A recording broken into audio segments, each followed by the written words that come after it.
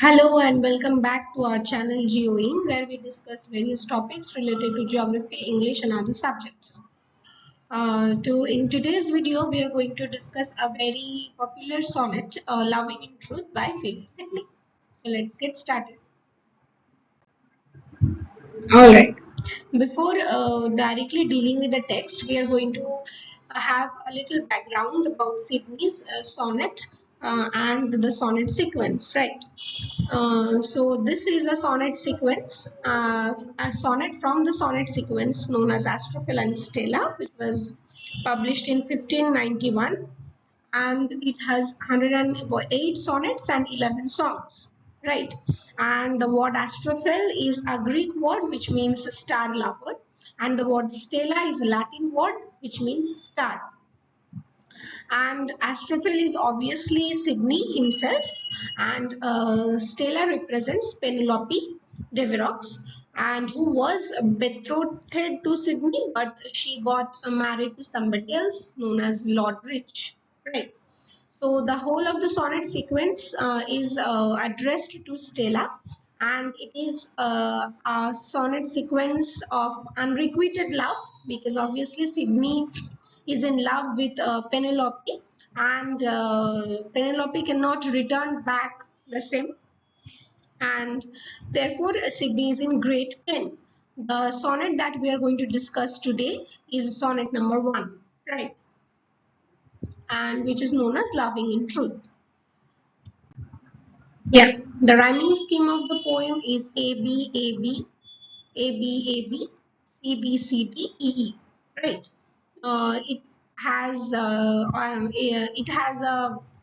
Petrarchan sonnet type, and the octave part, that is the first 8 lines, depicts the speaker's love for Penelope Devereux, and he wants to write a beautiful verse in order to entertain his lady love. And the sestet part depicts the failure that he meets, and obviously the realization that true poetic inspiration comes from one's heart only, and you cannot write a poem by just studying so much of other poets, right? You can write poetry only when you are truly inspired, and that inspiration comes from your heart only. When your heart tells, you can write poetry, right? So now dealing with the text. Loving in truth and fair in verse, my love to show. The speaker is saying that I'm in love, I'm in true love, but I want to express my love by writing a verse, but I'm failing to do so, right? And she might take some pleasure of my pain. Pleasure might cause her read, reading might make her know. Knowledge might pity win, and pity grace obtain. It is a very beautiful poem, you know. The speaker is in love, and he wants to show his love by writing verse.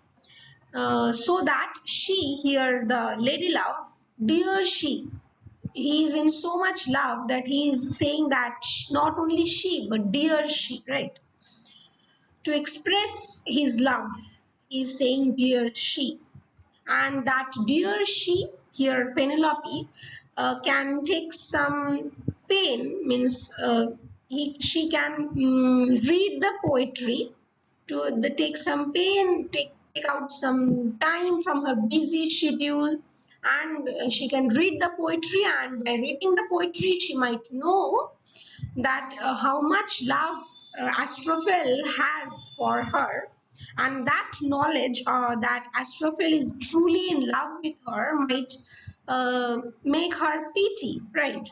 She might be pitiful towards Astrophel, and by having pity she might be graceful, and that pity might give some grace to Astrophel. And I sought fit words to paint the blackest face of woe. So Astrophel, or the speaker, is finding some words, right, by going through the pages of other poets' poetry, and he wants to paint his woe, blackest face of Oo. He is in so much pain that the Oo is personified, and the Oo is said that the Oo's face has turned black, right? Means he is in very pain. Studying inventions fine, her wits to entertain. So he is studying a lot.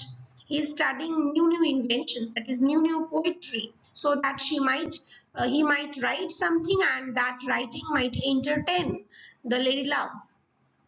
Of turning others' leaves, that is again turning the uh, pages of others' poetry, to see if then should flow some fresh and fruitful showers upon my sunburnt brain.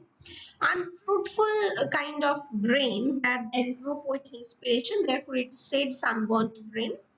And he is turning the others' poetries to see whether he can find some inspiration, whether he can find some source, and then he can write some fruitful poetry, right? But words came halting forth. He cannot write, wanting inventions stay. He he knows that he has to write himself. There is a lack of invention. There is a lack of inspiration. Invention, nature's child. Invention is nature's child. You cannot imitate it. There is no artificiality in invention. Played stepdame studies blow. Stepdame means stepmother type, right? And here, when the speaker is studying others' poetry is compared to a stepmother. A stepmother is beating a son or a daughter, and the daughter or the son is fleeing away from the stepmother. Right here, others' poetry is considered to be stepdame, and when this speaker is reading others' poetry, then the invention, his in his own inspiration is fleeing from, and there is nothing coming out of that, nothing fruitful coming out of that. And others' feet still seemed but strangers in my way. Others' poetry, others' lines are still strangers. Why? Because he cannot find inspiration in others' poetry. Thus great with child to speak and helpless in my throats. He wants his inspiration, his invention wants to speak, but it is not coming out totally. Biting my truant pain, beating myself for spite. Truant means a bad schoolboy who is fleeing from the school. The pain when he is about to write, he cannot write. As if the pain he wants to flee away from the poet. Right. So the pain is considered to be truant, and the poet, as because the speaker, as because he cannot write properly, he is biting out of spite. Right. Fool, said my muse to me, look into thy heart and write. So ultimately, the muse of poetry comes and says that you have to look into your heart and then you have to write. Inspiration or everything is lying inside your heart, inside you. You yourself can write. You cannot write poetry or any line even by reading others. You can read others' poetry, others' lines, but inspiration you have to find it inside yourself only. So this is the summary or explanation of the poem. I hope you like the video. If you like it, please share, subscribe to our channel, and thank you so much.